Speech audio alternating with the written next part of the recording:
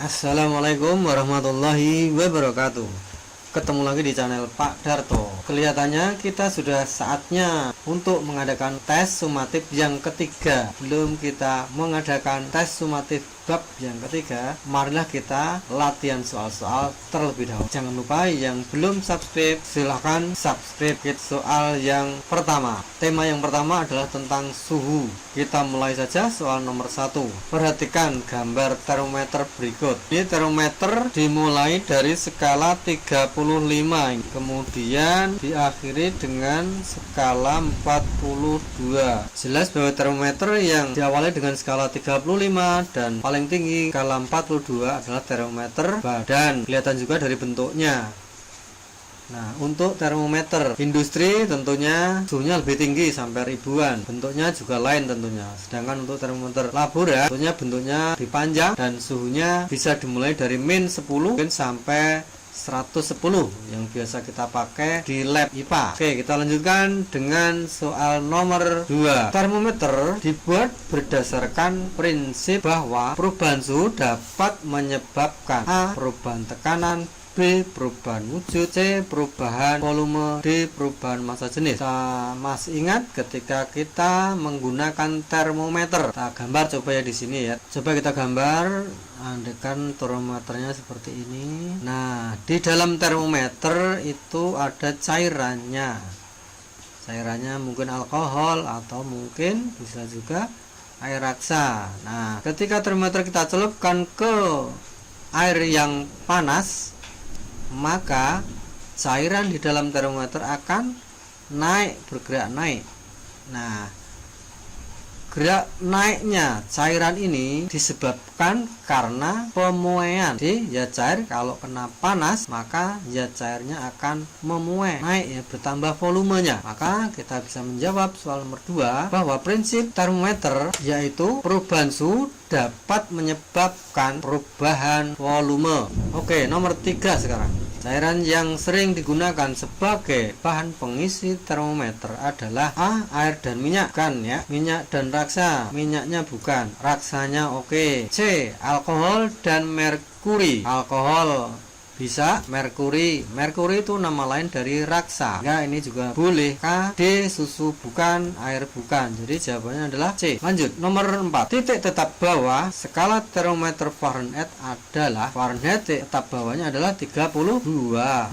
Jadi pada suhu 32 Fahrenheit ini, derajat Fahrenheit ini, es melebur itu pada tekanan 1 atmosfer. Jawabannya adalah B. Lanjut nomor berikutnya, nomor 5. Jika termometer Kelvin menunjukkan suhu 345 Kelvin, maka dalam skala Celcius akan menunjukkan suhu. Nah, ini konversi dari Kelvin ke Celcius. Ini cukup mudah. Jadi kalau Kelvin ke Celcius itu kan lebih rendah angkanya. Maka secara singkat kita bisa menggunakan rumus bahwa Celciusnya adalah Kelvinnya dikurangi titik tetap bawah Kelvin, yaitu 273. Jadinya Kelvinnya itu 345 kurangi 273. Kita hitung di sebelahnya sini, 345 kurangi 273, hasilnya adalah 2. Ini 14 kurangi 77, hasilnya adalah 72 Celcius. Jawabannya adalah A. Oke, mungkin ada juga cara yang lain. Cara yang itu merupakan asalnya rumus ini ya. Sebenarnya rumus ini sebenarnya diperoleh dari rumus yang begini. Jadi kita bisa tuliskan rumus atau menggunakan perbandingannya, yaitu bandingannya bahwa ini K, ini C, berarti kita tuliskan dulu K min KB dibagi dengan KA min KB sama dengan, karena ini C ya, berarti ini C min CB per CA min CB. Nah, ini rumus yang lebih umum ya, lebih menyeluruh. Nah, sebaiknya kamu menggunakan rumus yang ini ya, karena ini rumus ini bisa dipakai untuk segala konversi dari C ke K, dari K ke C, F ke R, R ke F, R ke K bisa menggunakan rumus yang ini. Jadi yang sebelah kiri itu bisa yang diketahui atau yang dicari, juga boleh yang dibalik ya. Yang sebelah kanan itu, kalau yang sebelah kiri yang diketahui, berarti yang sebelah kanan itu yang dicari. Nah, jadi kamu ngapalke rumus ini. Caranya ngapalke rumus ini begini cara. Kamu hafalke saja yang sebelah ya, yang sebelah sini. Misalkan yang sebelah kiri ya, dihafalke. Ngapalkenya enak begini ngapalnya, yaitu dengan menghafalkan kalau misalnya K juga BK ya, KA min KB dibagi KA min KB. Nah kan sama ini, atas KA min KB, bawah KA min KB, kan gampang hafalkan ini. Setelah itu kalau udah hafal ini, dihapus ini, yang A yang ini dihapus. Nah jadinya begini rumusnya. Kalau sudah dapat rumus begini, tinggal sama dengan sebelahnya sama persis, tinggal diganti termometernya jenis apa. Kalau C ya C, kalau R ya R, kalau F tuh ya cara hafalkan. Oke, kita lanjutkan.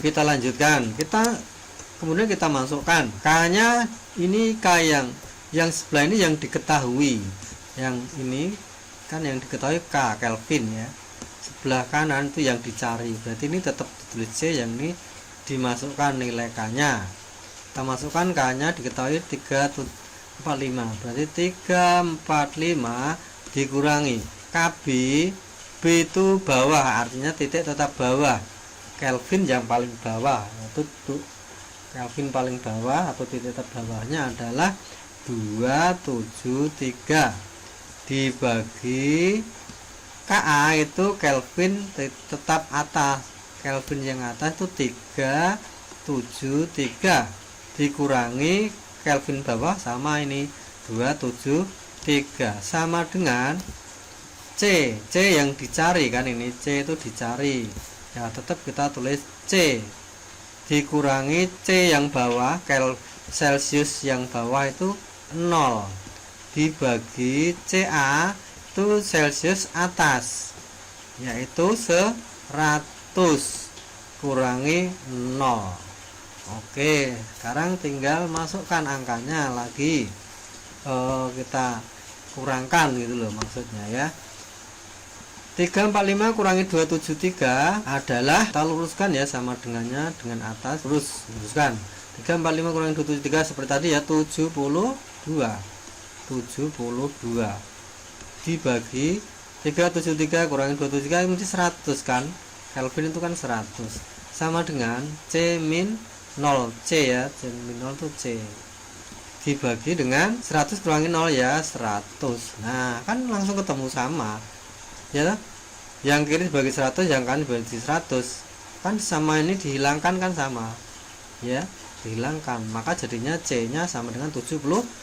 Nah sama kan dengan cara tadi, caranya menggunakan rumus yang ini. Jadi rumus ini lebih enak karena bisa untuk konversi termometer yang lain. Oke ya, gitu ya penjelasannya. Silakan kamu pilih yang mana. Mungkin untuk kasus Kelvin ke Celsius mungkin langsung ini juga boleh, juga lebih cepat. Tapi kalau kamu sudah paham yang rumus ini mungkin juga lebih mudah juga, karena nanti kaitannya dengan konversi termometer yang lain. Baik, kita lanjutkan nomor 6 sekarang. Pernyataan di atas yang benar adalah, nah kita lihat suhu es mencair 273. 273 itu kan titik tetap bawah dari Kelvin, berarti betul ini sama saja dengan suhu es mencair. Jadi kalau Kelvin itu 273, kalau F itu mencairnya adalah suhu 32. Jadi kalau Kelvin itu 273 mencairnya, kalau Fahrenheit itu 32, kalau Reaumur itu 0 Reaumur, kalau Celsius juga 0. Inilah suhu es mencair ya. Yang suhu es mencair 273 Kelvin betul. Yang dua suhu 32 derajat Fahrenheit sama dengan 0K, salah, bukan 0K ya, tapi 273K, jadi ini salah. 3 suhu air mendidih 180 derajat Fahrenheit, bukan, karena suhu air mendidih itu kan 100 derajat Celsius. Nah 100 derajat Celsius sama dengan bukan 180 tapi 212 Fahrenheit, F ya. Nah, jadi yang 3 juga salah. Kemudian yang 4, suhu 80 R sama dengan 212 F, benar. Nah, ini benar ya. 80 R 100. Jadi yang atas itu kan 373 Kelvin ya, atau sama saja dengan 212 Fahrenheit atau 80 R atau 100 Celcius. Inilah titik tetap atas, yaitu suhu air mendidih. Oke, hingga jawabannya adalah 1 dan 4. Jadi jawabannya 1 dan 4. Ini enggak ada jawabannya ya, enggak ada jawabannya. Mungkin maunya sini bukan 0 ya. Kalau ini diganti dengan Celsius mungkin juga benar ya. Oke, kita abaikan saja ya. Kita lanjutkan nomor berikutnya, nomor 7. Nomor 7 ya, ini ya, nomor 7. Sebuah termometer menunjukkan suhu 86 Fahrenheit, maka termometer Celsius menunjukkan, jadi F ke C sekarang. F ke C, kalau kamu menghafal ke rumus yang pakai per itu 5/9, 9/5, itu kadang-kadang kamu harus menghafal kayak itu ya. Jadi mungkin ada kebaliknya ya, bisa kebolak-balik ya, maka itu tetap pakai rumus yang tadi ya, pakai F min FB. Nah, tuliskan ya, kita pakai rumus F min FB. F min FB per FA min FB sama dengan Celsius ya, berarti C min CB per CA min CB. Sama dengannya kita tulis lagi, F nya diketahui 86 kurangi F bawah itu 32 tadi ya, ini ya, bawah 32 per F yang atas 212, ini ya, 212 kurangi bawahnya 32.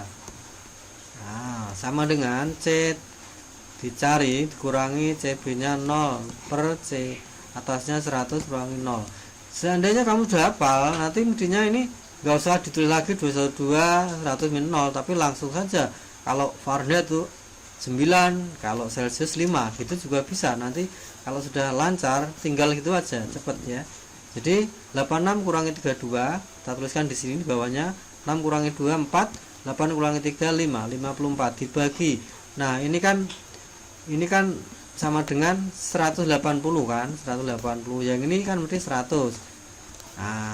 Nah, kalau 180 dan 100 ini kita sederhanakan. Dibagi 20, ini ketemunya 9, ini dibagi 20 ketemunya 5. Berarti ini bisa kita tulis sederhananya 54 per 9 berarti ya, per 9. Yang sebelah sini berarti C per 5 per 5. Oke, kalau sudah tinggal bagi aja, 54 dibagi 9 ya, 54 bagi 9, kita coret ya, 54 dibagi 9, ini temunya adalah 6. Nah, 6 ya, 6 sama dengan C per 5. Nah, 5. Nah, berarti gimana? C berarti ya, C sama dengan kalikan silang ya. Coba kita ulangi dari atas biar kamu mudeng ya. Oke, jadi caranya kalau kamu bingung, ini saya ajari lagi dari awal. Tadi kan begini, ya, ini 54 per 9 itu 6 ya hasilnya. Ini kamu bagi begini langsung boleh, atau kamu kalikan silang semua juga bisa ya. Nah, sekarang kita pakai yang ini, yang sudah terlanjur. Kita 54 bagi 9 itu 6. Setelah seperti ini mencarinya C bagaimana? Nah, semua bilangan itu kan per 1 ya, jangan lupa ya, per 1. Maka ini mencari C nya adalah dikalikan silang, yang ada hurufnya dulu ya. C kali 1 itu C ya, sama dengan luruskan, sama dengan 6 kali 5 30. Nah, jawabannya ini 30. Duh, mana jawabannya nggak ada. Ini harusnya 30. Ini 32 42. Oke, ini kita tulis saja 30 ya. Jawabannya 30 ini wes D. Oke. Ini manfaatnya rumus tadi itu, rumus yang pakai K min KB itu ini ya. Coba ini kan termometernya X. Nah, kalau termometer kan kita belum punya rumusnya, tapi kalau pakai rumus yang panjang ini kita bisa mengerjakan soal semacam ini. Nah, kita tuliskan ya sekarang. Sebuah termometer X mempunyai titik rendah 0, maksudnya titik tetap bawah ya. Titik tetap bawah itu kita anggap rendah, di sini titik tetap bawah ya 0. Berarti kita tulis berarti X bawah itu XB ya, berarti diketahui XB nya sama dengan 0 kan begitu. Bila digunakan untuk mengukur suhu saat es melebur, maksudnya titik rendah 0 bila digunakan untuk mengukur suhu saat es melebur. Nah, ini loh. Es meleburnya itu suhu 0 maksudnya. Nah, ini berarti titik tetap bawah ya, XB nya 0 ya. Kemudian suhu 75 derajat saat air mendidih. Nah, ini titik tetap atas, kita tulis XA ya. XA itu titik tetap atas dari termometer X. XB titik tetap bawah termometer X. Nah, XA nya berarti 75. Ini manfaatnya ya. Kemudian apabila termometer tersebut menunjukkan skala 60, kalau termometer tersebut berarti termometer X nya menunjukkan skala 60, berarti X nya diketahui 60 begitu ya. Pertanyaannya Celsiusnya berapa gitu ya, Celsiusnya berapa ya, berarti C nya berapa ya, gitu. Kita pakai rumus XA ya, kita tulis X min X B per XA min XB sama dengan C min CB dibagi CA min CB. X nya kita masukkan 60 ya, X ini yang diketahui, C yang ditanya. Jadi 60 dikurangi X bawahnya 0 dibagi atasnya 75 ya, X atas 75 kurangi bawahnya 0 sama dengan C atasnya adalah 100 kurangi 0. Kita tulis bawahnya lagi 60 per 75 C per 100. Oke, kita kalikan silang. Nah, kita kalikan silang, berarti C kali 75, C kali 75 itu 75, C sama dengan 100 kali 66.000. C itu adalah 6.000 dibagi 75. Nah, 6.000 bagi 75 itu berapa? Kita hitung. 6.000 dibagi 75 ini 80 ya. Jadi jawabannya C. Nah, 80. Oke, kita lanjutkan soal tentang kalor.